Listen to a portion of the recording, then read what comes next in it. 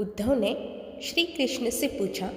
जब द्रौपदी लगभग अपनी लाज खो रही थी तब आपने उसे वस्त्र प्रदान कर लाज बचाने का दावा किया। उसे एक दुष्ट आदमी घसीटकर भरी सभा में लाता है और इतने सारे लोगों के सामने निर्वस्त्र करना चाहता है। ऐसे में एक महिला की आन लाज व सम्मान क्या बचा? इसमें आपने क्या बचाया है? अगर आपने संकट के समय में अपनों की मदद नहीं की तो आपको आपात बांधव कैसे कहा जा सकता है? बताइए, आपने संकट के समय में मदद नहीं की तो क्या फायदा? क्या यही धर्म है? बताइए। इन प्रश्नों को पूछते पूछते उद्धव का गला रूंध गया और उनकी आंखों से आंसू बहने लगे। यह अकेले उद्धव के प्रश्न नहीं है। महाभारत पढ़ते समय हर एक के मनोमस्तिष्क में ये सवाल उठते रहते हैं। उद्धव ने हम लोगों की ओर से ही श्री कृष्ण से यह प्रश्न किए हैं। भगवान श्री कृष्ण ने मुस्कुरा के कहा, प्रिय उद्धव, यह सृष्टि का नियम है कि विवेकवान ही जीतता है। उस समय दुर्योधन के पास विवेक था, धर्मराज के पास नहीं। यही कारण रहा कि धर्मराज पराजित हुए। उद्धव को हैरान परेशान देखकर कृष्ण आगे बोले, दुर्योधन के पास जुआ खेलने के लिए पैसा व धन तो बहुत था, लेकिन उसे पासों का खेल खेलना नहीं आता था। इसीलिए उसने अपने मामा शकुनी का द्यूत क्रीड़ा के लिए उपयोग किया। यही विवेक है। धर्मराज भी इसी प्रकार सोच सकते थे और उनकी तरफ से मैं खेल सकता था। जरा विचार करो कि अगर शकुनी और मैं खेलते तो कौन जीतता? पासे के अंक उसके अनुसार आते या मेरे अनुसार? चलो इस बात को जाने दो। उन्होंने मुझे खेल में शामिल नहीं किया। इस बात के लिए उन्हें माफ किया जा सकता है, लेकिन उन्होंने विवेक शून्यता से एक और बड़ी गलती की।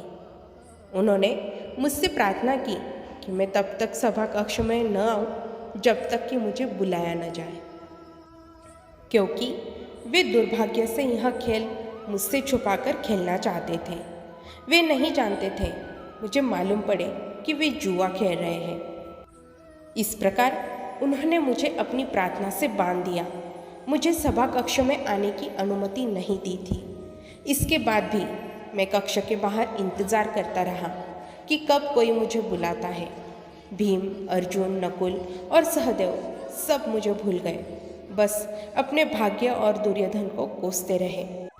अपने भाई के आदेश पर जब दुशासन द्रौपदी को बाल पकड़कर घसीटता हुआ सभा कक्ष में लाया, द्रौपदी अपनी सामर्थ्य के अनुसार जूझती रही। तब भी उसने मुझे नहीं पुकारा। उसकी बुद्धि तब जागृत हुई जब दुशासन ने उसे निर्वस्त्र करना प्रारंभ किया। जब उसने स्वयं निर्भरता छोड़कर हरि हरि अभयम कृष्णा अभयम की गुहार लगाई, तब मुझे उसके सम्मान की रक्षा का अवसर मिला और जैसे ही मुझे पुकारा गया मैं अविलंब पहुंच गया। अब इस स्थिति में मेरी गलती बताओ। उद्धव बोले, हे कान्हा, आपका स्पष्टीकरण बहुत प्रभावशाली अवश्य है, किंतु मुझे पूर्ण संतुष्टि नहीं हुई है। उद्धव बोले, कान्हा, क्या मैं एक और प्रश्न पूछ सकता हूँ? कृष्ण की अनुमति से उद्धव ने पूछा। इसका अर्थ यह हुआ कि आप तभी आओगे जब आपको बुलाया जाएगा। क्या संकट से घिरे अपने भक्त की मदद कर आप स्वतः नहीं आओगे? कृष्ण मुस्कुराए और बोले, उद्धव, इस सृष्टि में हर एक का जीवन उसके स्वयं के कर्मफल के आधार पर संचलित होता है। न तो मैं इसे चलाता हूँ और न ही इसमें कोई हस्तक्षेप करता हूँ। मैं केवल एक साक्षी हूँ। मैं सदैव तुम्हारे नज़दीक रहकर जो जो हो रहा है उसे देखता हूँ। यही ईश्वर का धर्म है।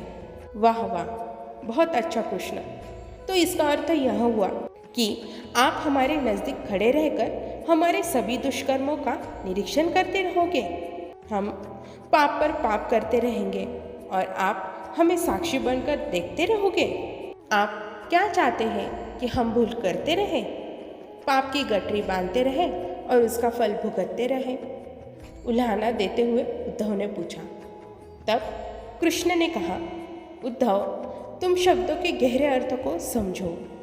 जब तुम यह समझकर अनुभव कर लोगे कि मैं तुम्हारे नज़दीक साक्षी के रूप में हर पल हूँ, तो क्या तुम कुछ भी गलत या बुरा कर सकोगे? तुम निश्चित रूप से ही कुछ भी बुरा नहीं कर सकोगे। जब तुम यह भूल जाते हो और यह समझने लगते हो कि मुझसे छुपकर कुछ भी कर सकते हो, बस यूं ही समझो कि तब ही तुम मुसीबत में फंसते हो। जय श्री कृष्ण।